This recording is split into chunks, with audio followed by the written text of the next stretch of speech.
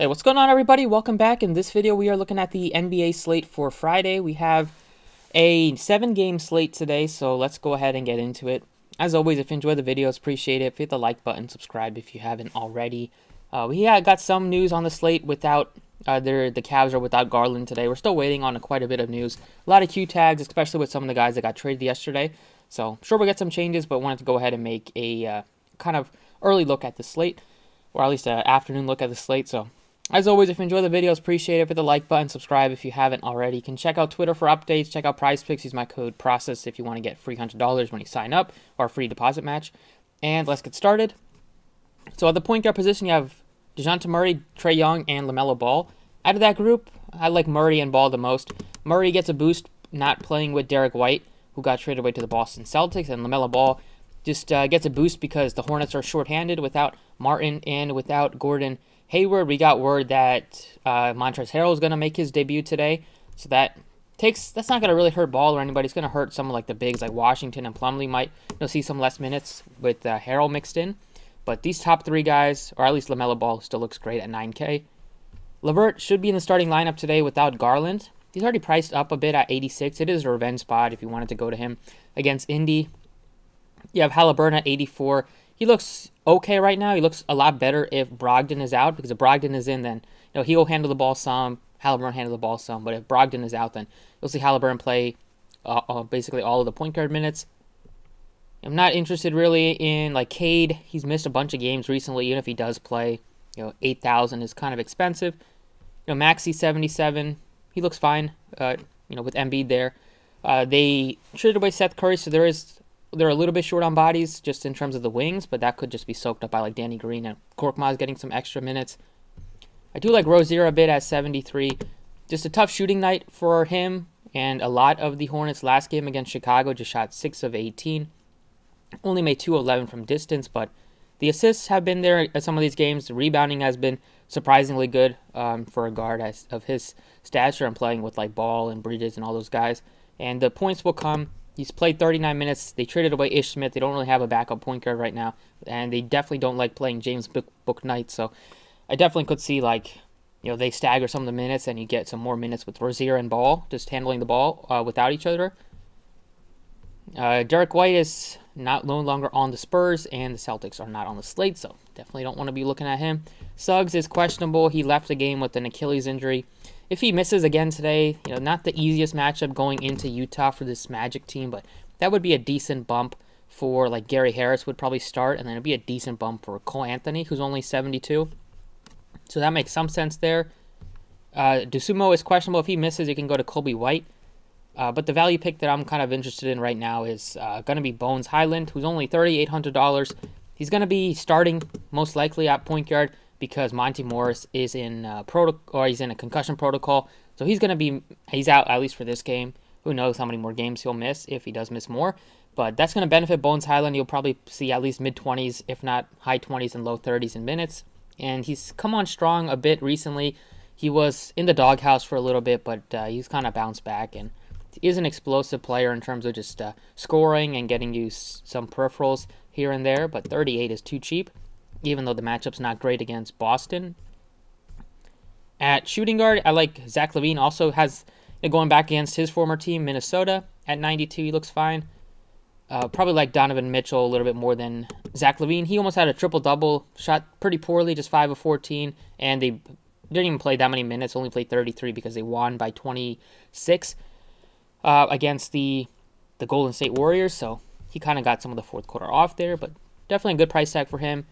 LeVert looks fine without Garland. He's probably starting, but not getting much of a discount on his price tag.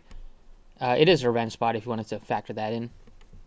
But Terry Rozier looks good at 73. Barton has been playing well. Been super consistent in terms of just getting you like 30s fantasy points most of the time. Occasionally we can get into the 40s. And the matchup is tough, so it's not the best spot. I'd rather go to like Kelly Oubre at 59 just because he started last game. Will probably start again today unless they decide to bring him off the bench as a 6-man. But assuming he starts again or comes off the bench, he's still going to be looking at high 30s in minutes. They don't have too many other guys that they want to get minutes to without Hayward and Martin out. So you'll see good minutes for Kelly Oubre. Doesn't do much in terms of like assists. Occasionally can get you some rebounds, but really scoring dependent. Every once in a while, have a good game defensively with steals and blocks, so you can kind of hope that that happens. The Detroit Pistons are terrible defensively. They gave up like over 40 points in the first quarter yesterday, back-to-back for them. Expect these Hornets coming in after losing, I think, 6 straight. They definitely want to get a win, and I think they're going to try to take it to the Pistons today. Other picks at shooting guard. You could look to Buddy Hield if there's no Brogdon and he's starting. He would get some more minutes and probably is happy about leaving the Kings, who kept bringing him off the bench, which he did not like. Harris, if he starts without Suggs, looks fine at his price. And then Terrence Ross also will get a little bit of a boost. Small forward, also like Primo. They have a lot of, the Spurs have a lot of these cheap guys here. But traded away Derek White, so you'll see like Vassell, Walker, Primo get some more run going forward. At small forward, I like Bridges at 81.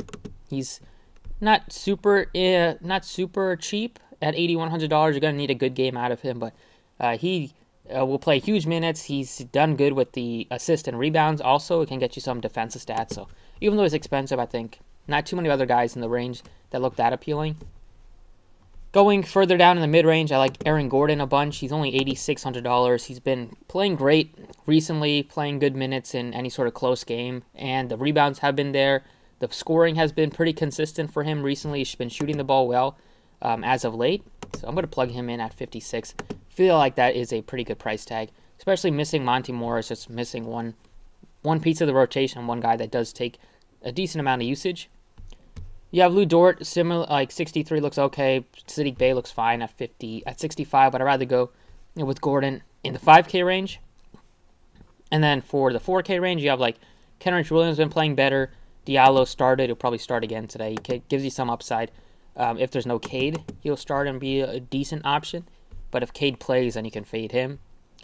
And then you also have like Pokusevski at $3,500. They looking to get him minutes. They traded away the center that was getting some run there, so they don't have too many bigs, and looks like they're going to look to get these young guys involved, especially with Giddey just being limited to 30 minutes.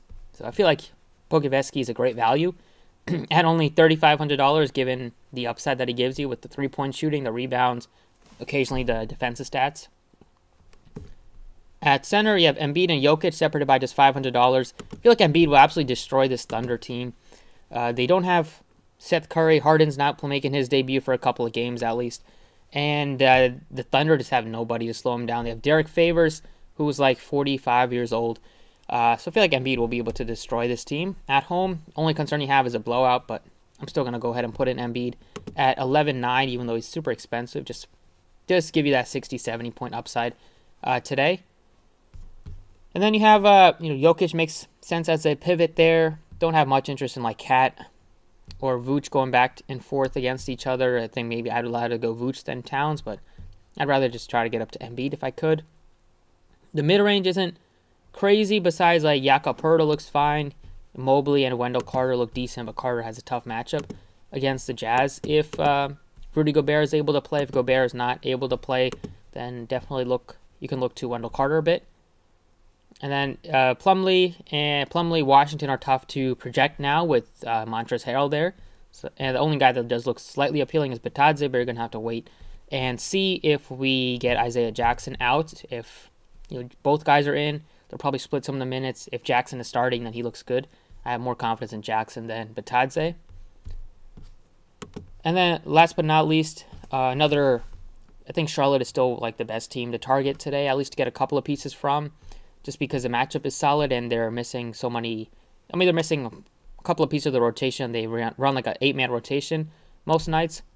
So you can go LaMelo Ball at 9,000, or you can go with like Terry Rozier at 73. You have 6,000 left per position for the rest of the spots. But Charlotte is still a team I want to get to. I like some of the price tags on Denver.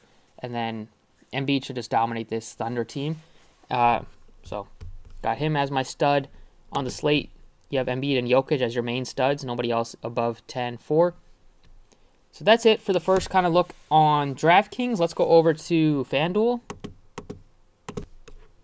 All right, over on FanDuel, your point guard picks. LaMelo Ball looks a lot better. He looks good on DraftKings as well, but 84 is just too cheap to ignore on FanDuel. Trae Young also looks appealing at 9,000, and then definitely would go Donovan Mitchell over like Maxey at only $200 more. I like Halliburton. Looks a lot better if there's no Brogdon, but if Brogdon is out, then he becomes like a really nice play. You can even play him at shooting guard, even though he get like all the point guard minutes. Cole Anthony looks better than Josh Giddey, especially if there's no, well, at least today, given that Suggs probably won't play after just hurting his Achilles. Terry Rozier, super cheap at only 64. He looks good on both sides. I don't know if Suggs will play or not, so he's kind of tough, especially with that being a 9 o'clock game. And then at the bottom end, you have Bones Highland at only 44. You have Colby White at 44 if DeSumo is out once again. At shooting guard, I'm not that interested in 10-4 DeRozan or 10-6 Murray. I'd rather go to like Donovan Mitchell for way cheaper. You can go to Zach LaVine for way cheaper, Halliburton for way cheaper. Both Russell had a big game last time out. I think this will be a high-scoring game. So you can look to like either Russell or Edwards. Russell's been better. Edwards been kind of having some really bad games recently, fantasy-wise at least. In the 6K range, I like Rozier the best, but Barton would be my second guy. I have no interest in Brogdon just because he's missed so much time. Don't even know how much his Achilles can handle in terms of minutes. But Kelly Oubre looks good at 61. And then that's the main pieces. Don't have much interest besides a couple of these cheap guys like Buddy Hield if he starts. Korkmaz at 47 looks fine just because Sixers don't have Seth Curry, but Korkmaz looks better on DraftKings. And then you have Colby White. Looks good either way, but way better if there's no DeSumo.